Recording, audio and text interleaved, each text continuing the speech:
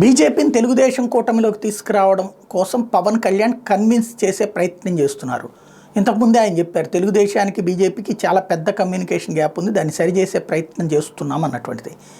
అక్కడ సరిచేసే ప్రయత్నంలో ఇప్పుడు అసలైన చిక్కుముడి ఏంటంటే, ఇప్పుడు తెలుగుదేశం పార్టీ ఎన్ని సీట్లు ఇవ్వగలుగుతుంది భారతీయ జనతా పార్టీకి? 2014లో బీజేపీకి ఇచ్చింది 15, దాంట్లో మళ్ళీ ఓ 2 తీసుకుని ఎమ్మెల్సీలు ఇస్తామని చెప్పింది. ఆ తర్వాత 13లో 3 మళ్ళీ బీఫామ్లు ఇచ్చింది వాళ్ళ పార్టీ వాళ్ళకి.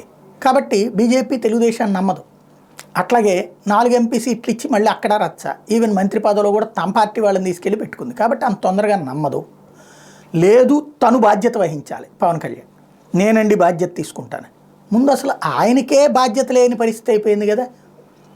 ఆయన గ్యారంటీగా చంద్రబాబు గారి తరపున హామీ ఇవ్వగలరా?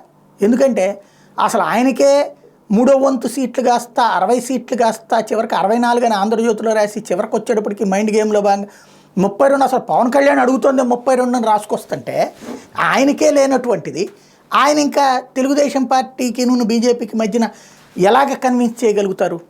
కన్విన్స్ చేయాలంటే చంద్రబాబు గారు ఇదిగో ఇన్ని సీట్ల వరకు నేను ఇవ్వగలుగుతాను, అవసరమైతే ఒక 5ో 10 నువ్వు వెళ్ళి మాట్లాడు అని చెప్పగలగాలి.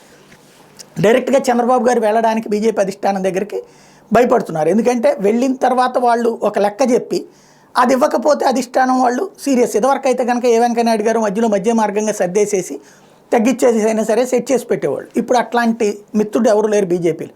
కాబట్టి బీజేపీది ఇప్పుడు ఎట్లుంది? ప్రాంతీయ పార్టీల విషయంలో స్ట్రాంగ్గానే ఉంది. తనకేం కావాలో చెప్తోంది, కానీ వీళ్ళు ఇచ్చే తీసుకునే పరిస్థితిలో లేదు. చంద్రబాబు గారు ఆప్తమిత్రుడు అయినటువంటి కుమారస్వామి చివరికి 2 పార్లమెంట్ సీట్లు తీసుకోవడానికి ఒప్పుకొని కర్ణాటకలో పొత్తు కుదుర్చుకున్నారు. అట్లాగే జరిగినటువంటి పరిణామాలు బీహార్లో నితీష్ కుమార్ వెనక్కి తగ్గి వచ్చాడు. ఇప్పుడు ఆల్రెడీ ముఖ్యమంత్రిగా ఉన్నటువంటి నితీష్ కుమారే. మరి అట్లాంటప్పుడు భారతీయ జనతా పార్టీ తెలుగుదేశం విషయంలో ఏమన్నా వెనకాడుతుందా?